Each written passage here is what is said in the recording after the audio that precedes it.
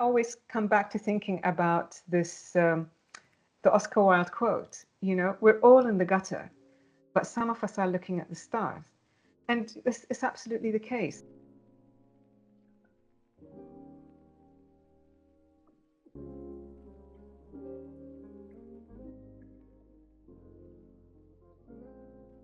Well, empathy is really when you're listening with your heart. Yes, it's about putting yourself in another person's shoes, but it's listening with your heart to people. When people, again, it comes back to when somebody feels that you're listening to them. Being a good listener is a very big part of empathy, and hearing what somebody else says.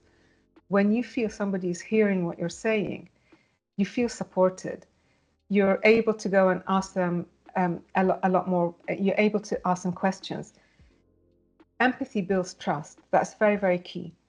So in cultures where you have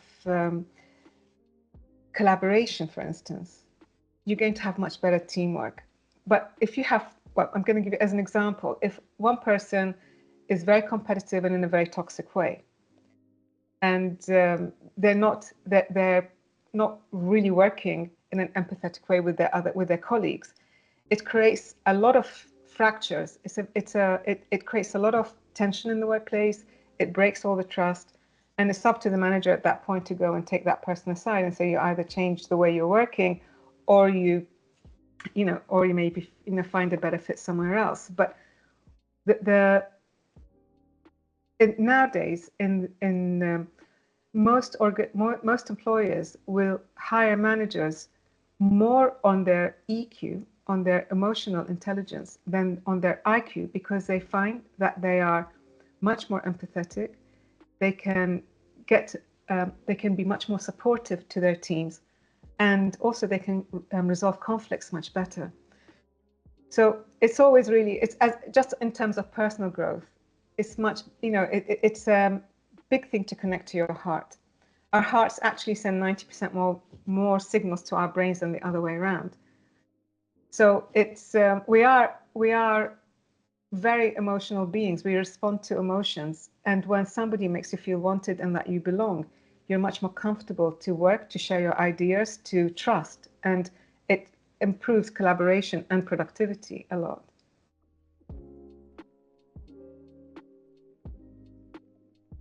Well, this is it's actually a very interesting question, because if you think about how much of your interaction happens just through being in an office, just chatting, overhearing people talking, discussing problems, knocking on your boss's door and say, can I have 10 minutes of your time? You don't have any of that when you're really, it's much harder to have the more natural interactions that we have. So one challenge, I think, one of the biggest challenges in remote working is everything is being recorded. And if you're asking for help in a certain thing, there's always at the back of your mind, it's going to be there forever, and it doesn't make me look like I'm not doing my job properly if I'm asking too many questions and saying I have challenges. So that's one of the first things, I think, in remote working, is to really establish the groundwork of a growth mindset, that you don't fail, you fail forward. That maybe also there's something to be said that if you don't have enough challenges, then are you stretching yourself enough? So just to establish from the outset that it's okay to ask questions, because you don't have that natural way of working where a lot of the questions will be answered without you're even needing maybe to ask. So that's one of the main things. And to have very regular meetings, one-on-one, and in the group meetings to discuss all the challenges together, because everybody learns from these experiences. A lot of people have similar challenges. So to discuss these also in the group meetings, and to also give them support for any professional development that they need, as well as what I just said earlier about the well-being factors, that also needs to be really supported and to be considered. And of course, the normal things of trying to have at least biannual meetings. Some companies, some organizations have them much more often, like every 2 months. When I do my when I run my programs online, and I have people who are like from Hong Kong and Mongolia and Europe and Canada, US, they're from all over the place. One thing I always do is, and I found that works really, really well. We have something called the higher self, which is basically if I say to you, do you feel there's a part of yourself that is wiser and more compassionate than your day-to-day waking self? So if you think of that as your higher self, that wisest, most loving, most beautiful part of who you are, that's in body. So I always do a 5-minute meditation with them to connect themselves to their higher selves, but then to connect them all to each other. And I've had amazing success with that. And it's just a 5-minute meditation, but they always end up pretty supportive with each other. When they've asked questions, I've just stepped back. I've let them just, answer each other's questions, and the interaction becomes really is very, very bonding, and so much so that they've kind of organized themselves to try and meet up in London, where I'm based. So to all, they've really wanted to meet up, and it creates very, very good energy between them, and it really builds trust as well. So that's something I always would recommend if people are open to that, to do this kind of meditation, because it does really work at a much higher level, and it's very, very connecting. It's a state of awareness. It's really the genius zone. In the last 5 to 10 years, coaches have been calling it the genius zone, but it's actually called the superconscious. It's a superconscious mind, or the higher mind, which is being written up about for millennia. And the term superconscious was coined by Samuel Taylor Coleridge in the 1820s. He was a philosopher in Cambridge who coined that. But it's a level of awareness that allows us to access a massive wellspring of information and knowledge, wisdom, and creativity. And actually, Brian Tracy, who is one of the leadership gurus, he calls it a CPU in the sky. And we all have a connection to that. It's inbuilt into us. And the chances are almost everybody, I'm sure you have, and almost everybody listening would have experienced a time when you've been so inspired and loved what you're doing so much that time just whizzes by. You're not really thinking about, you forget to want to eat or nibble, and you look up and you think, like half an hour's gone, and it's actually been 2-3 hours. So chances are that you're connected then to that very creative zone, that genius zone. And for me, I see each one of us like a prism, and each one of us has our unique prism, just like every snowflake is different. And that when this light comes through our mind, it gets refracted through this prism, and what it throws out depends on you. So for instance, with Einstein, it would have been his genius. With Mozart, it would have been music. With Einstein, it's been mathematics and physics. With Mozart, it's music. With somebody who's maybe a photographer, might come out in their artistic work, a painter, an author, whatever you are, and you do, and you love doing, you're going to really express it that way. And the reason why people like me are always banging on about passion is because when you really, a lot of people tell me, I don't know what my passion is. I say, don't worry too much about that. But what really gets you engaged? What gets you motivated to want to work and find out a lot more about it? So when you're in that state of focused, that's when you start connecting to it. But it also happens through meditation, of course. It happens a lot through something called conscious questioning. Like, for instance, like at one point, this is when I kind of left banking to move into the spiritual kind of area and practices.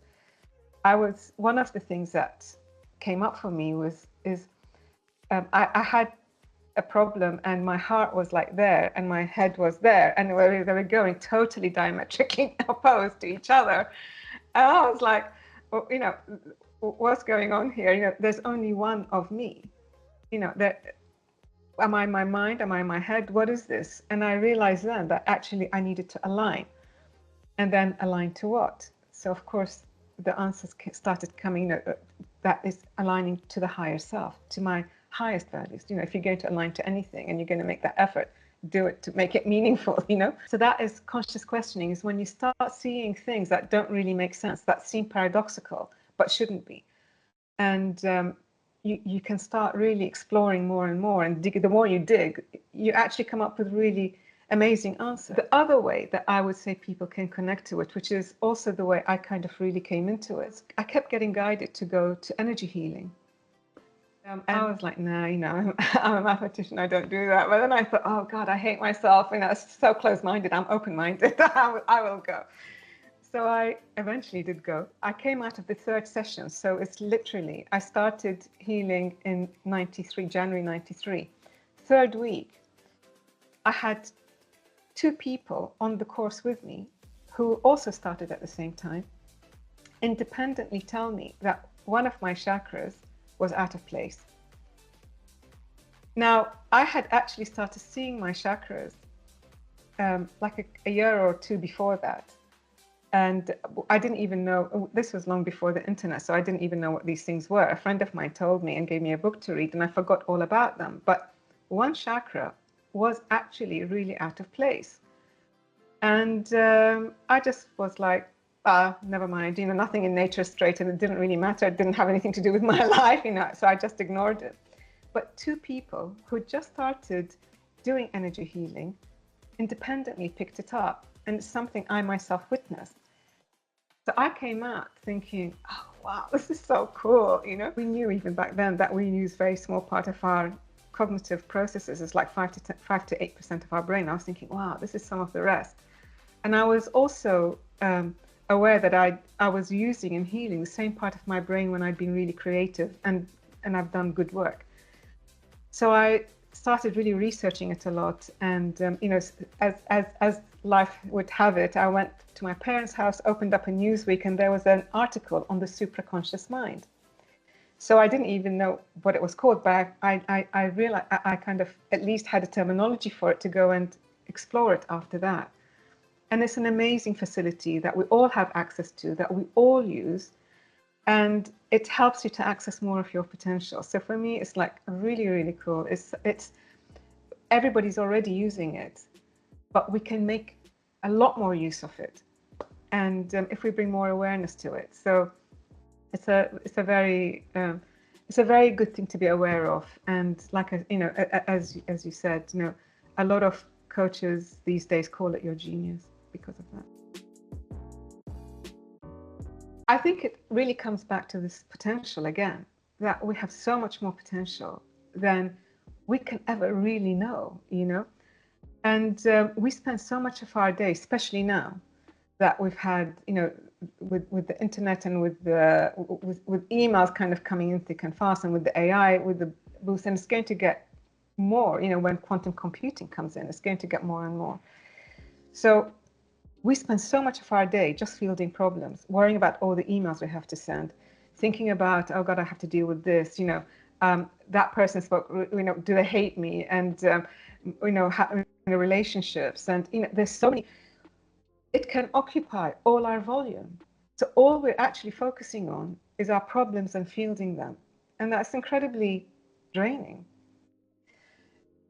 Of course, we have to field our problems. Of course, we have to respond to emails. But let's create more space. Because this is one thing about spiritual intelligence, is that, I mean, I always come back to thinking about this, the Oscar Wilde quote, you know, we're all in the gutter, but some of us are looking at the stars. And this is absolutely the case. If all we do is look at the gutter, we're going to really wreck our lives. But we all have to be in the gutter. We all deal with problems on a day-to-day basis. But let's make space to look at the stars and see what our potential is. And we'll be amazed at what we can do, what we can accomplish. And I I've been preparing recently. I've been doing a lot of research for a talk I'm giving at a tech exhibition on where quantum physics meets consciousness and how it impacts our evolution. And it's actually really amazing how our science is now bringing us back to everything that the mystics have always said, that our intentions shape our reality, our thoughts, our intentions shape our reality. And quantum physics is really kind of coming in back to that. So if we're always focusing on our problems, what are we going to get? You know, and let's deal with our problems, but focus on what brings us light and hope into our lives and really aim to accomplish that. And I'm a very practical person, so I actually like to give very practical things to do, very simple exercises for that, practical tools to help people feel more confident and to help them live a richer life, and to bring that also. And then when you bring that into an organization, an amazing synergy happens when you have more and more people who are in that state, and people are much more excited to coming back into work. And that's when you really start creating ripple effects within the organization and fielding out as well. That's what I really hope people would take from the talks.